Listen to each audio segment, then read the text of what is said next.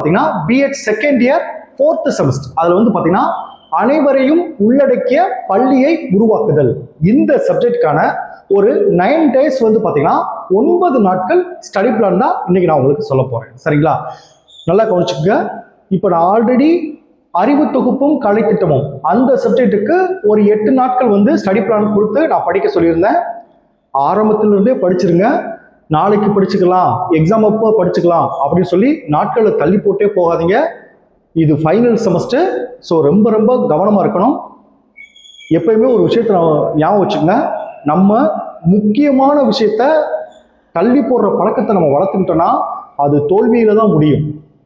எல்லாரும் எல்லா வேலையும் உடனடியாக செய்ய முடியாது. ஆனால் நமக்கு முக்கியமான விஷயத்த முதல்ல பண்ணிடணும். தேவையில்லாத விஷயங்களை தான் நம்ம தள்ளி போடணும், அல்லது முக்கியமில்லாத விஷயங்களா நம்ம தள்ளி போட்டுக்கலாம். ஆனால் நமக்கு முக்கியமான விஷயத்த தள்ளி போடுற பழக்கத்தை ஒருபோது வச்சுக்கிறாங்க. முதல்ல அதை முடிக்க பாருங்க. சரிங்களா? இப்போ இந்த 9 நாட்கள் நான் ஸ்டடி பிளான் சொல்லும்போது ஒரு முக்கியமான விஷயம் நான் சொல்றேன். அதாவது 20% தயாரா இருக்கணும். முதலில் தயாரா இருக்கணும். அந்த 20% தயாரா வச்சுக்கிட்டா 80% எழுதுறதுக்கான வாய்ப்பு கிடைக்கும். இதை பத்தி நான் உங்களுக்கு டீட்டெயிலா சொல்றேன். சரிங்களா? இப்போ இந்த 9 நாட்கள் ஸ்டடி பிளான் நான் சொல்றதுக்கு முன்னாடி நம்மளுடைய இந்த BEd second year 4th semester கிளாஸ்ல புதுசா ஜாயின் பண்றதுக்கு நிறைய பேர் கால் பண்றீங்க. நீங்க எப்படி ஜாயின் பண்ணணும்னா என்னுடைய மொபைல் நம்பர் 9159084262 இந்த நம்பருக்கு நீங்க கால் பண்ணுங்க. நம்முடைய கிளாஸ்ல நீங்க எப்படி ஜாயின் பண்ணலாம் சொல்லி நான் உங்களுக்கு டீட்டெயிலா சொல்லிடுவேன். அதே மாதிரி புதுசாக ஜாயின் பண்ணவங்களுக்கும் நான் இது வரைக்கும் நடந்த அந்த பழைய கிளாஸ் நோட்ஸ் எல்லாமே உங்களுக்கு அனுப்பிச்சுருவேன். நான் அனுப்புகிற நோட்ஸ் வந்து பார்த்தீங்கன்னா எல்லாமே நான் பாயிண்ட் வைஸாக கன்வெர்ட் பண்ணி முக்கியமான விஷயத்தில் பாக்ஸ் போட்டு கொடுத்துருப்பேன். நீங்கள் கிளாஸை கவனிச்சுட்டு நான் அனுப்புகிற நோட்ஸை நீங்கள் படிச்சிங்கன்னா உங்களுக்கு எக்ஸாமுக்கு ரொம்ப உதவியாக இருக்கும். சரிங்களா? இப்போ வந்து பார்த்தீங்கன்னா இந்த அனைவரையும் உள்ளடக்கிய பள்ளியை உருவாக்கிடல் இதில் வந்து பார்த்தீங்கன்னா நாளையிலிருந்து நான் ஸ்டார்ட் பண்ண சொல்லியிருக்கேன். இப்போ பார்த்தீங்கன்னா ஒரு 2-3 நாள் கொஞ்சம் ஒர்க் அதிகமாக இருந்தாலும் உங்களுக்கு நான் அந்த ஸ்டடி பிளான் போட லேட் ஆயிடுச்சு. ஸோ இந்த சப்ஜெக்டை நாளை காலையிலிருந்து எடுத்துருங்க. சரிங்களா? அதாவது நாளைக்கு 19/5/2026 27/5/2026 வரைக்கும் மொத்தம் 9 நாட்கள் இந்த சப்ஜெக்டை படிக்க ஆரம்பிச்சிருங்க. ஒரு நாளைக்கு 2 10 மார்க் கொஸ்டின். இதே மாதிரி தான் நான் அறிவு தொகுப்பும் கலை திட்டத்துக்கும் நான் சொல்லியிருந்தேன். இந்த சப்ஜெக்ட்டுக்கும் ஒரு நாளைக்கு 2 கொஸ்டின் பிளான் பண்ணி படிங்க. குறைஞ்சது 2 கொஸ்டின். சரிங்களா? இப்போ ஒரு கொஸ்டின் வரும், சார் இப்போ ஒவ்வொரு யூனிட்லையும் நம்ம இம்பார்ட்டன்ட் கொஸ்டின் படிக்கும்போது படிக்கிறதுக்கு முன்னாடி நம்ம ஒரு 20% தயார் பண்ணி படிச்சிடணும். அதுக்கு பிறகு பேலன்ஸாக படிக்கணும். இந்த 20% எதுக்காக நம்ம முதல்ல தயார்னா இந்த 20% தான் முக்கியம். ஃபர்ஸ்ட் இந்த 20% நம்ம தயார் பண்ணிட்டோம்னா கொஸ்டின் எப்படி கேட்டாலும் இன்டைரக்டா கேட்டால் கூட இந்த 20% வச்சு அந்த கொஸ்டினை நம்ம எழுதுறதுக்கு ரொம்ப உதவியா இருக்கும். ஒரு 5 பக்கம் 6 பக்கம் எழுதுறதுக்கு உதவியா இருக்கும். எந்த ஒரு கொஸ்டினை விட்டு வராம இருக்கிறதுக்கும் உதவியா இருக்கும். சரிங்களா? இப்போ வந்து பாருங்க, 20% முதலில் தயார் செய்யுங்கள் அப்படின்னா எப்படி சார் நம்ம தயார் செய்யறது? ஆல்ரெடி நான் சொன்னதுதான், இருந்தாலும் 20%ன்றப்போ உங்களுக்கு ஒரு முக்கியமான ஒரு விஷயமா படும். அதனால நான் மறுபடியும் சொல்லிடுறேன். இப்போ பாருங்க, யூனிட் 1 எடுத்துக்கங்க. உள்ளடக்கிய கல்வி குறித்த கண்ணோட்டங்கள். இதுதான் யூனிட் 1. இதுல ஃபர்ஸ்ட் இம்பார்ட்டன்ட் 10 மார்க் கொஸ்டின் பாருங்க. இந்தியாவில் உள்ள உள்ளடக்கிய கல்வி தொடர்பான சட்டங்கள், கொள்கைகள் மற்றும் திட்டங்கள். இந்த கொஸ்டின் நாளைக்கு நீங்க படிக்க ஸ்டார்ட் பண்றீங்கன்னா நான் சொன்ன மாதிரி ஒரு லாங் சைஸ் நோட் நான் போட சொல்லியிருக்கேன். அந்த லாங் சைஸ் நோட் எடுத்துட்டு நாளைக்கு 2 கொஸ்டின், ஒரு நாளைக்கு 2 கொஸ்டின் சொல்லுவோம் பார்த்தீங்களா, அந்த 2 கொஸ்டினை ஃபர்ஸ்ட் நோட்ல எழுதிட்டு அதுக்கு பிறகு 20% தயாராகணும். இப்போ ஃபர்ஸ்ட் கொஸ்டின் நான் சொன்ன பார்த்தீங்களா, இந்தியாவில் உள்ளடக்கிய கல்வி தொடர்பான சட்டங்கள், கொள்கைகள் மற்றும் திட்டங்கள். அதுல ஃபர்ஸ்ட் என்னென்ன பாயிண்ட் இருக்கு வரிசை எழுதணும். சரிங்களா? அதுல முதல் பாயிண்ட் பாருங்க, இந்தியாவில் உள்ளடக்கிய கல்வி தொடர்பான சட்டங்கள், கொள்கைகள் மற்றும் திட்டங்கள். இதுதான் ஹெட்டிங். அது கீழே பாருங்க, ஃபர்ஸ்ட் பாயிண்ட் பாருங்க, இந்திய அரசியல் சாசனமும் சிறப்பு தேவையுடையோர் கல்வியும் முதல் பாயிண்ட். 2 பாருங்க, 1860 முதல் 1994 வரையிலான காலகட்டத்தில் ஏற்பட்ட, நல்லா கவனிங்க, இப்ப நான் சொல்றது எல்லாமே பாயிண்ட், காலகட்டத்தில் ஏற்பட்ட திருப்பங்கள் 1960 முதல் 1994 வரைக்கான காலகட்டத்தில் ஏற்பட்ட திருப்பங்கள், இது 2வது பாயிண்ட். அது கீழே ஒரு 3 பாயிண்ட் வந்து பாருங்க.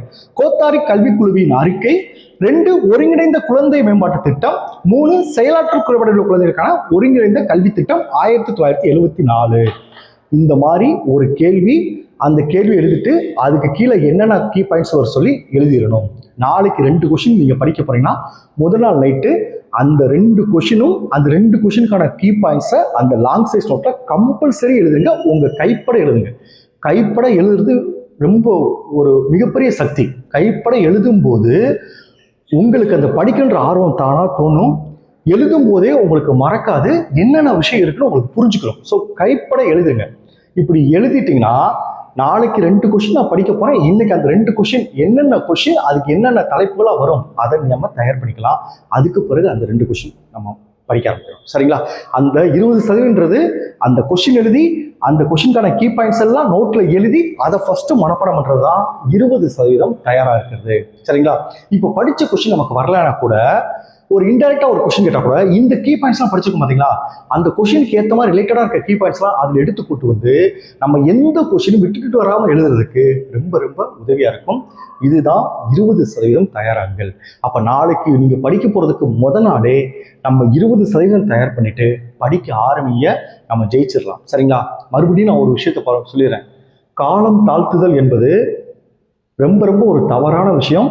காலம் தாழ்த்தினா கடைசி நேரத்துல உங்களுக்கு தெரியும், நீங்க ஃபர்ஸ்ட் செமஸ்டர் செகண்ட் செமஸ்டர்ல எழுதிருப்பீங்க.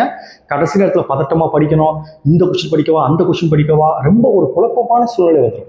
எப்பவுமே காலம் தாத்தாதீங்க. உங்களுக்கு ஒரு கொஸ்டின் வரும், சார் எல்லா வேலையும் நம்ம காலம் தாழ்த்த செய்ய முடியாது, ஆனா முக்கியமான வேலையில நம்ம காலம் தாழ்த்தக்கூடாது. ஸோ நமக்கு முக்கியமான விஷயம் பிஎட் கம்ப்ளீட் பண்ணணும், அதுதான் நமக்கு ஃபர்ஸ்ட் முக்கியம். ஸோ அந்த விஷயத்துல நம்ம காலம் தாழ்த்தவே கூடாது. காலையிலிருந்து நீங்க நைட் வரைக்கும் என்ன வேலை செஞ்சாலும் ஃபர்ஸ்ட் முக்கியமான வேலை ஏதோ அதை முடிச்சுட்டு தான் மற்ற வேலையை நம்ம செய்யணும். ஸோ ஃபர்ஸ்ட் முக்கியமான வேலை ஒரு நாளைக்கு 2 10 மார்க் படிக்கிறது தான். நாளையிலிருந்து இந்த சப்ஜெக்டை ஸ்டார்ட் பண்ணுங்க. இப்போ நான் ஒவ்வொரு யூனிட்டுக்கும் முக்கியமான கொஸ்டின் அது எந்த டேட்ல எந்த 2 நாள்ல படிக்க நான் சொல்றேன். இது நம்ம கிளாஸ்ல ஜாயின் பண்ண எல்லாத்துக்கும் நான் அனுப்பிச்சிருப்பேன். கிளாஸ்ல ஜாயின் பண்ணதுக்கு இதை நோட் பண்ணி படிக்க ஆரம்பிச்சிருக்கேன். சரிங்களா? ஓகே, இப்போ நான் ஃபர்ஸ்ட் கொஸ்டின், ஃபர்ஸ்ட் யூனிட் உள்ளடக்கிய கல்வி குறித்த கண்ணோட்டங்கள். இதுதான் ஃபர்ஸ்ட் யூனிட். அதுல ஃபர்ஸ்ட் கொஸ்டின், இந்தியாவில் உள்ளடக்கிய கல்வி தொடர்பான சட்டங்கள், கொள்கைகள் மற்றும் திட்டங்கள். இதை நாளைக்கு 19/5/2026 செவ்வாய்க்கிழமை நாளைக்கு எடுத்துருங்க. 2வது கொஸ்டின் பாருங்க, தேசிய கல்விக் கொள்கை. தேசிய கல்விக் கொள்கை இது நாளைக்கு 19/5/2026 செவ்வாய்க்கிழமை நாளைக்கு இந்த 2 கொஸ்டின். அடுத்து 3வது கொஸ்டின் பாருங்க, உள்ளடக்கிய கல்வியின் கோட்பாடுகள் 20/5/2026 புதன்கிழமை. 4th கொஸ்டின் பாருங்க, சிறப்பு திறன்களுடைய குழந்தைகளுக்கான பல்வேறு கல்வி திட்டங்கள். இதுவும் 20/5/2026 புதன்கிழமை. சரிங்களா? ஸோ இதுதான் ஃபர்ஸ்ட் யூனிட். அப்போ புதன்கிழமையோட நமக்கு ஃபர்ஸ்ட் யூனிட் முடிஞ்சிடணும். நாளையிலேருந்து 2 கொஸ்டின் எடுத்துக்கங்க. அடுத்து யூனிட் 2, உள்ளடக்கிய கல்விக்கு தடைகளாக உள்ளவற்றை புரிந்து கொள்ளுதல். அதுல ஃபர்ஸ்ட் கொஸ்டின் பாருங்க, உள்ளடக்கிய கல்வி அளித்தலில் உள்ள தடைகள். இது 21/5/2026 வியாழக்கிழமை. 2வது கொஸ்டின் பாருங்க, உள்ளடக்கிய கல்வி வெற்றிகரமாக அமைந்திடுவதை ஊக்குவிக்கும் வழிமுறைகள். இதுவும் 21/5/2026 வியாழக்கிழமை. 3வது கொஸ்டின் பாருங்க, உள்ளடக்கிய கல்வியில் ஆசிரியர்கள் மற்றும் இதர பங்குதாரர்களிடம் செயலாற்றலை வளர்த்தல். இது 22/5/2026 வெள்ளிக்கிழமை. 4வது கொஸ்டின் பாருங்க, உள்ளடக்கிய கல்வியினால் கிட்டும் நன்மைகள். இது 22/5/2026 வெள்ளிக்கிழமை. சரிங்களா? அப்ப இந்த வார வெள்ளிக்கிழமையோட இந்த சப்ஜெக்ட்ல 2 யூனிட்டை கம்ப்ளீட் பண்ணிடலாம். சரிங்களா?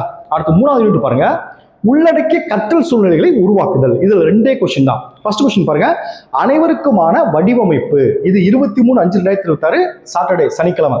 2வது கொஸ்டின் பாருங்க, பல்வேறு சூழ்நிலைகளில் அனைவருக்குமான வடிவமைப்பின் பயன்பாடு. இது 23/5/2026 சனிக்கிழமை. அடுத்து யூனிட் 4 பாருங்க, கலைத்திட்ட இணக்கம். இதுல ஃபர்ஸ்ட் கொஸ்டின் பாருங்க, கற்றலுக்குரிய அனைவருக்குமான வடிவமைப்பு மற்றும் வேறுபடுத்தப்பட்ட கற்பித்தல்கள். இது 24/5/2026 ஞாயிற்றுக்கிழமை சண்டே. அடுத்து செகண்ட் கொஸ்டின் பாருங்க, உள்ளடக்கிய வகுப்பறைகளுக்கான கற்பித்தல் உத்திகள். இது 24/5/2026 சண்டே. அடுத்து 3வது கொஸ்டின் பாருங்க, உள்ளடக்கிய வகுப்பறைகளில் சிறப்பு தேவையுடைய குழந்தைகளுக்கான தொழில்நுட்பம். இது 25/5/2026 திங்கட்கிழமை. அடுத்து 4வது கொஸ்டின் பாருங்க, சிறப்பு தேவையுடைய குழந்தைகளுக்கான தேர்வு சலுகைகள் மற்றும் ஏற்பாடுகள். இதுவும் 25/5/2026 திங்கட்கிழமை. அடுத்து லாஸ்ட் யூனிட் 5th யூனிட் பாருங்க, உள்ளடக்கிய வகுப்பறை மேலாண்மை. இதுல ஃபர்ஸ்ட் கொஸ்டின் பாருங்க, உள்ளடக்கிய கல்வியில் குடும்பங்கள், பள்ளிகள் மற்றும் சமுதாயத்தின் கூட்டு பங்காண்மை வளர்த்திடல். இது 26/5/2026 செவ்வாய்க்கிழமை. ரெண்டாவது கொஸ்டின் பாருங்க, சிறப்பு தேவைகள் உள்ள குழந்தைகளை மறைமுகமான முறையான பள்ளி வகுப்புகளில் சேர்ப்பதில் ஆசிரியரின் பங்கு. இது 25/5/2026 செவ்வாய்க்கிழமை. மூணாவது கொஸ்டின் பாருங்க, சான்று அடிப்படையிலான வகுப்பறை நடத்தை மேலாண்மை உத்திகள். இது 27/5/2026 புதன்கிழமை. ஸோ அடுத்த வாரம் புதன்கிழமையோட இந்த சப்ஜெக்டை முடிச்சிடலாம். அதுக்கடுத்து இன்னொரு சப்ஜெக்ட் நான் சொல்றேன். இந்த 2 சப்ஜெக்ட் மோஸ்ட்லி நீங்க முடிச்சிட்டாவே அடுத்த 2 சப்ஜெக்ட் கொஞ்சம் ஈஸியாக தான் இருக்கும். சரிங்களா? Okay, thank you students. நம்ம நெக்ஸ்ட் கிளாஸ்ல பார்ப்போம்.